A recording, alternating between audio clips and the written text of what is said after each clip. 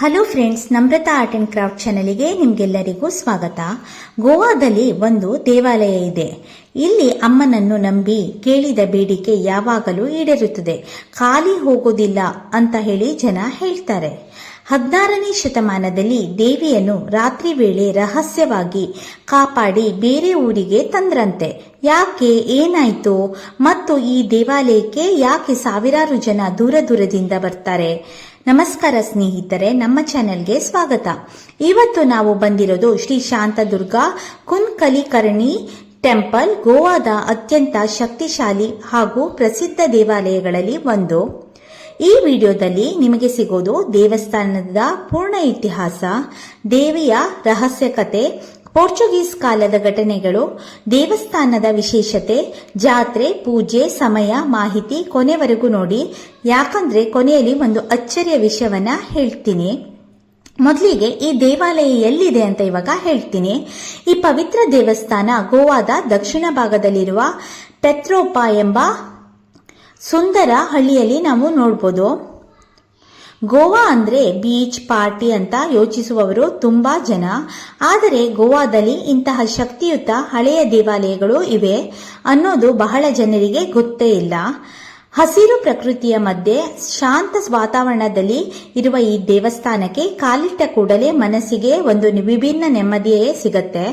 ಹಾಗಾದ್ರೆ ಈ ದೇವಿಗೆ ಕುಂಕಲಿಕಾರಣಿ ಎಂಬ ಹೆಸರು ಯಾಕೆ ಬಂತು? ಕುಂಕಲಿಕಾರಣಿ ಅಂದ್ರೆ ಏನು ಅನ್ನೋದನ್ನ ಇವಾಗ ಹೇಳ್ತೀನಿ. ಈ ದೇವಿಯ ಮೂಲ ಸ್ಥಳ ಕನ್ಕೋಲಿಂ ಎಂಬ ಊರಲ್ಲಿತ್ತಂತೆ. ಹಳೆಯ ಕಾಲದಲ್ಲಿ ಅಲ್ಲಿ ದೇವಿಯ ದೇವಾಲಯ ಇತ್ತು. ಅದಕ್ಕಾಗಿ ಇದನ್ನ ಕಂಕೋಳಿನಂ ದೇವಿ ಅಂತ ಹೇಳಿ ಕರೀತಾರೆ. ಇಲ್ಲ ಅಂದ್ರೆ ಕುಂಕಲಿಕಾರಣಿ ಅಂತ ಕೂಡ ಕರೀತಾರೆ. ಸ್ಥಳೀಯ ಜನರು ಅಮ್ಮನನ್ನ ತುಂಬಾ ಶಾಂತಿಯುತ ದೇವಿಯಾಗಿ ನಂಬ್ತಾರೆ. ಹೇಳುವ ಪ್ರಕಾರ ಅಮ್ಮನನ್ನ ಭಕ್ತಿಯಿಂದ ಪ್ರಾರ್ಥಿಸಿದರೆ ಮದುವೆಯ ಸಮಸ್ಯೆ, ಆರೋಗ್ಯ ಸಮಸ್ಯೆ, ಮನೆಯ ಕಷ್ಟ, ಮಕ್ಕಳ ವಿದ್ಯಾಭ್ಯಾಸ ಎಲ್ಲವೂ ಸರಿ ಹೋಗುತ್ತೆ ಅಂತ ಜನರ ನಂಬಿಕೆ ಇದೆ. ಇನ್ನು ಪೋರ್ಚುಗೀಸ್ ಕಾಲದ ರಹಸ್ಯವನ್ನ ಇವಾಗ ಹೇಳ್ತೀನಿ. ಪೋರ್ಚುಗೀಸ್ ಕಾಲದಲ್ಲಿ ಈಗ ಕೇಳಿ, ಇಲ್ಲಿಂದ ಶುರುವಾಗತ್ತೆ ಒಂದು ರೋಮಾಂಚನಕಾರಿ ಕತೆ. 16ನೇ ಶತಮಾನದಲ್ಲಿ ಗೋವಾಕ್ಕೆ ಪೋರ್ಚುಗೀಸ್ ರೂಲ್ ಇನ್ ಗೋವಾ ಬಂದಾಗ ಅನೇಕ ಹಿಂದೂ ದೇವಾಲಯಗಳು ಧ್ವಂಸಗೊಳ್ಳುವ ಶುರು ಆಯ್ತಂತೆ. ಜನರು ಭಯದಲ್ಲಿದ್ರು, ನಮ್ಮ ದೇವಿಯನ್ನ ಹೇಗೆ ಕಾಪಾಡೋದು ಅಂತ. ಅಷ್ಟರಲ್ಲಿ ಒಂದು ರಾತ್ರಿ ಅಮ್ಮ ದೇವಿ ಕೆಲ ಭಕ್ತರ ಕನಸಿನಲ್ಲಿ ಬಂದು ನನ್ನನ್ನು ಸುರಕ್ಷಿತ ಸ್ಥಳಕ್ಕೆ ತೆಗೆದುಕೊಂಡು ಹೋಗಿ ಅಂತ ಸೂಚನೆ ಕೊಟ್ಲಂತೆ.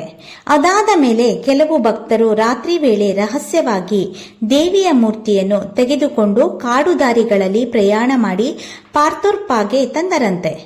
ಅಲ್ಲೇ ಈ ಹೊಸ ದೇವಸ್ಥಾನ ನಿರ್ಮಿಸಲಾಯಿತು. ಅದರ ಕಾರಣಕ್ಕೆ ಇಂದಿಗೂ ಈ ದೇವಸ್ಥಾನ ಭಕ್ತರಿಗೆ ವಿಶೇಷವಾಗಿದೆ. ಇನ್ನೊಂದು ಶಾಂತದುರ್ಗೆಯ ವಿಶೇಷತೆ ಏನು ಅಂತ ಇವಾಗ ಹೇಳ್ತೀನಿ. ಪುರಾಣಗಳ ಪ್ರಕಾರ ಒಂದು ಸಮಯದಲ್ಲಿ ಶಿವ ಮತ್ತು ವಿಷ್ಣುವಿನ ನಡುವೆ ದೊಡ್ಡ ಯುದ್ಧ ಆಯ್ತಂತೆ. ಆ ಯುದ್ಧವನ್ನ ನಿಲ್ಲಿಸಲು ಪಾರ್ವತಿ ದೇವಿ ಶಾಂತ ರೂಪದಲ್ಲಿ ಬಂದು ಮಧ್ಯಸ್ಥಿಕೆ ವಹಿಸಿದ್ಲಂತೆ. ಆದ್ದರಿಂದ ಅವಳಿಗೆ ಶಾಂತ ಪ್ಲಸ್ ದುರ್ಗಾ ಅಂದ್ರೆ ಶಾಂತದುರ್ಗ ಎಂಬ ಹೆಸರು ಬಂತಂತೆ. ಅಂದರೆ ಜಗಳ ನಿಲ್ಲಿಸುವ, ಮನೆಗೆ ಶಾಂತಿ ತೋರುವ ದೇವಿ ಅಂತ. ಅದರ ಕಾರಣಕ್ಕಾಗಿ ಕುಟುಂಬ ಸಮಸ್ಯೆ ಇರುವವರು ಇಲ್ಲಿ ಹೆಚ್ಚು ಬರ್ತಾರೆ. ದೇವಸ್ಥಾನದ ಇನ್ನು ಸೌಂದರ್ಯದ ಬಗ್ಗೆ ಹೇಳೋಣ. ಈ ದೇವಸ್ಥಾನದ ಆರ್ಕಿಟೆಕ್ಚರ್ ನೋಡಿದ್ರೆ ವಾವ್ ಅಂತ ಹೇಳಬೇಕು. ಭವ್ಯ ಪ್ರವೇಶ ದ್ವಾರ, ಎತ್ತರದ ದೀಪಸ್ತಂಭ, ಶಾಂತ ವಾತಾವರಣ, ಹಸಿರು ಮರಗಳ ಮಧ್ಯೆ ದೇವಸ್ಥಾನ. ಒಳಗೆ ಹೋಗ್ತಾ ಇದ್ದಂತೆ ಗಂಟೆಗಳ ಧ್ವನಿ ಭಕ್ತರ ಭಕ್ತಿ ಒಂದು ಪಾಸಿಟಿವ್ ಫೀಲಿಂಗ್ಸ್ನೇ ಕೊಡುತ್ತೆ.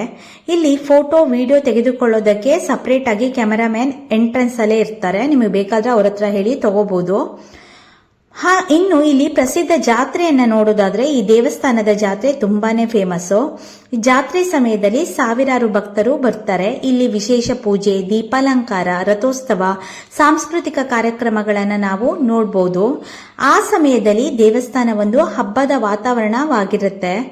ಗೋವಾದ ಹಿಂದೂ ಸಂಸ್ಕೃತಿ ನೋಡ್ಬೇಕು ಅಂದ್ರೆ ಜಾತ್ರೆ ಸಮಯದಲ್ಲಿ ಬರೋದು ಬೆಸ್ಟ್.